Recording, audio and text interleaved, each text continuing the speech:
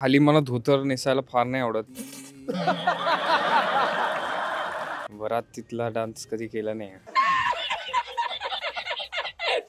मराठमोळ्या पद्धतीने लग्न करायला आवडेल. नमस्कार, मी अंकिता शिंदे. इट्स मज्जामध्ये तुमचं स्वागत. बरं, शिवाया मालिकेच्या सेटवर आहे आणि माझ्यासोबत आहे तुमचा आवडता नवरदेव म्हणजेच आशू. आणि खूप छान दिसतोस तू, पूर्ण नवरदेवाच्या गेटअपमध्ये आहेस. कसा आहेस? थँक्यू. मस्त एकदम. तू कशी आहेस? मस्त. बरं, एक पटकन रॅपिड फायर करूयात. रेडी आहेस? डन. पहिलाच प्रश्न, लग्न होणारच आहे तुझं आता, जसं की तू म्हणालास लवकर. सो ब्लेझर घालणं पसंत करशील की शेरवानी, जसं आता प्रॉपर आहे? ॲक्च्युली दोन्ही नाही, मी आपलं मराठी ट्रॅडिशनल काहीतरी घालणं पसंत करेन. फक्त खाली मला धोतर नेसायला फार नाही आवडत, सो मी काहीतरी त्याच्याऐवजी दुसरं घालीन. ओके. डेस्टिनेशन वेडिंग की घरच्या घरी? Destination wedding. ओके. हळदीतला डान्स की वरातीतला डान्स? हळदीतला डान्स. वरातीतला डान्स कधी केला नाही. असं कधी असतं का की आपल्याला लग्नाला जायचं नसतं पण घरचे खूप फोर्स करतात, त्यामुळे कधी कुठलं तरी काम आहे असं सांगितलं आणि गेलाच नाहीस, असं कधी झालंय? नाही. सो लग्नाला जायला आवडतं तुला? हो. जसं की मुली लग्नानंतर मंगळसूत्र परिधान करतात किंवा काहीतरी सौभाग्याची खूण असते, तसं मुलांकडे काहीच नसतं. सो तुला असं वाटतं का की लग्न झाल्यानंतर मुलांकडे सुद्धा काहीतरी सिम्बॉल असायला हवं? असते ना रिंग.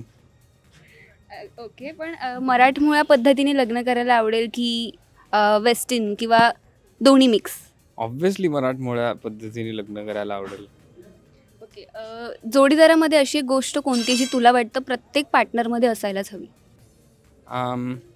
अंडरस्टँडिंग. छान होतं rapid fire. Thank you so much. Thank you so much.